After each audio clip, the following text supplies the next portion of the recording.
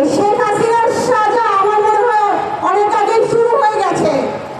যার দেশের মাটিতে পা রাখার অধিকার নাই সেদিন থেকে তার সাজা শুরু হয়ে গেছে। আমরা যদি প্রথমে এই হত্যাযজ্ঞের বিরুদ্ধে দাঁড়াতাম, তাহলে পরবর্তীতে শাপলা চত্বরের যে হত্যাযজ্ঞ, এই 1.5 যুগের যে গুম খুন, তারপরে আমরা জুলাইয়ে আমাদের যে ছাত্র জনতা শ্রমিক মজদুর যে ভাইদেরকে হারিয়েছি, হয়তো এই মর্মা